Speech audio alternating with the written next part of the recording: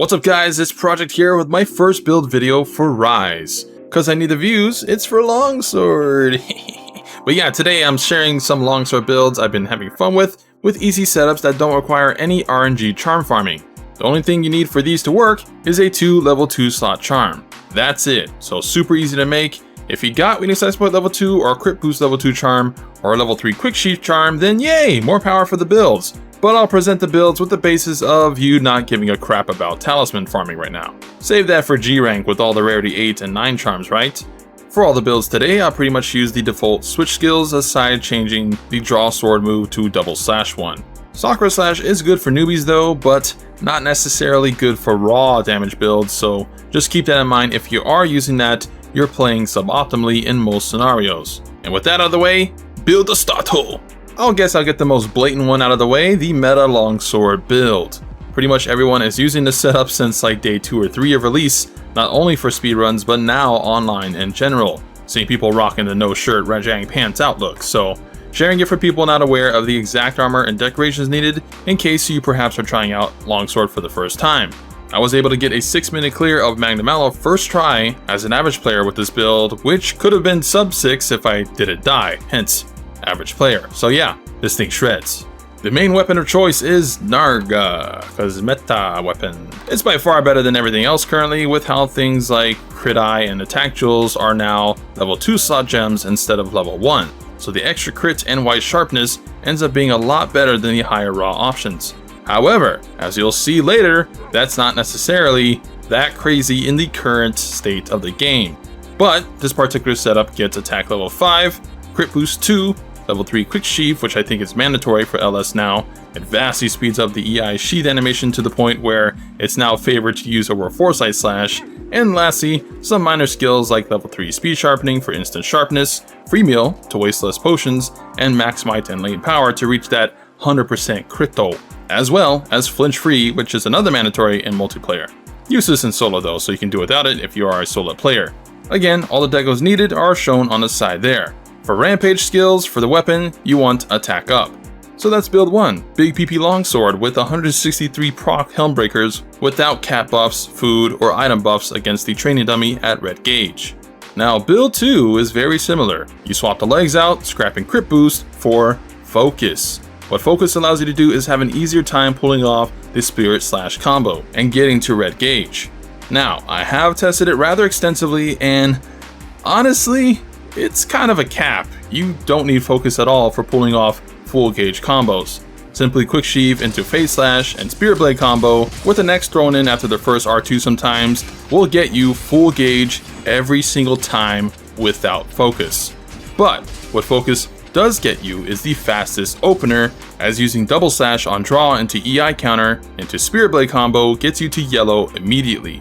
So you'd counter the roar and then just go straight into yellow, and from there you can go into red immediately after one counter into Helmbreaker. Without focus, you can't do this. Now, whether that small blip of an opening is worth losing a single damage boost slot, I don't know, you'll have to decide that yourself. This is also only mainly relevant in solo, because in multiplayer you'll have a hard time pulling this off unless you're first to the monster by being the host. For my particular case of charms just being generic level 2 slots, you do lose crit boost, but you gain attack level 7.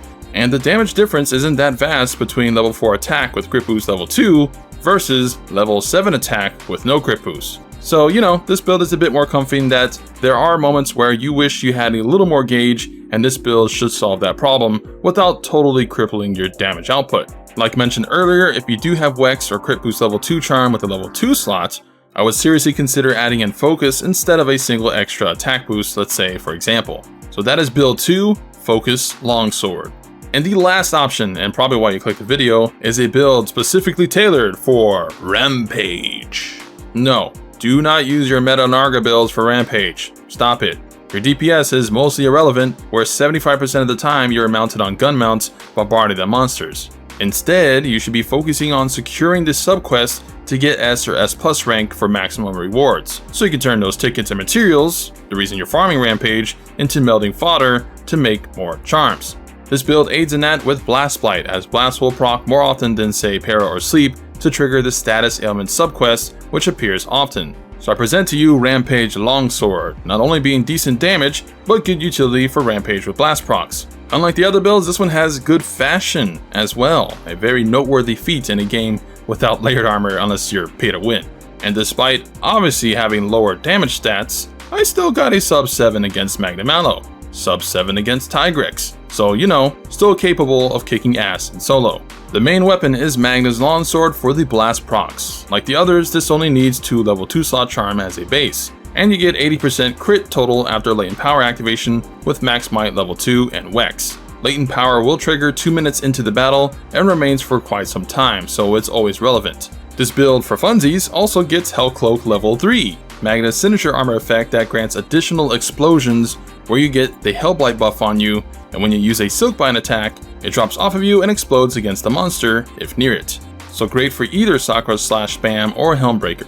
Although, to be honest, the explosion damage is rather poor, but that doesn't include the extra explosions you do by attacking on top of the blast procs. So 3 stack blast in addition to your normal longsword damage. Even more, with Magnus Soul Rampage skill attached to the weapon, you get a sizable attack increase when you do have the Hellblight buff on you, which is not factored into the training room damage I'll show, and the rest of the skills are listed there. I tried Wirebug Whisper to synergize with the Hellblight mechanic, but to be honest, I barely noticed the recharge difference, so I think Quick Sheath is just the better option to have, given the limited slots. Now you can get a Hellfire Cloak as a charm skill, however, of which I've only gotten level 1, so if you can get like a higher level 1 with slots, you can probably scrap most of the armor. And lastly, Free Meal, I've been finding to be super helpful, especially with the freebie potions from the quest box. And lastly, the damage comparison to the other builds. As you can see, with the White Sharpness from Handicraft level 3 and a Hellfire Explosion, the damage numbers are very close to the Narga meta build despite missing attack and crit boost. But of course, with that small smidge of white sharpness, realistically, you're going to be hitting in blue most often, which lowers the damage quite a bit. But still, over 900, and you still got additional blast procs and Hellfire Blight explosions, so hey, not bad. But yeah, that's my take on Rampage build for Longsword, although technically this setup would work for any weapon. And last tip regarding Rampages, only do level 7 ones, not 6. 7 gives more melting points. And those are the builds that I think are pretty good for Longsword. Hope you enjoy the builds, and like I said before, weapon guides to come, so look out for that. Streaming schedule has changed to weekends on YouTube for multiplayer hunts, so if you want to throw down with Mama Dragon, those are the days to look out for. If you liked the video, give the video a like, hey, it helps me out, and comment down below any wacky non-meta Longsword builds you guys are rocking. With the endgame being as easy as it is, I feel now's the time to not go meta and just have fun with some cool longswords. But that's me. Perhaps I'll drop some more weird builds in the future, as well as much more Rise content. So make sure to subscribe for more Monster Hunter Rise epicness.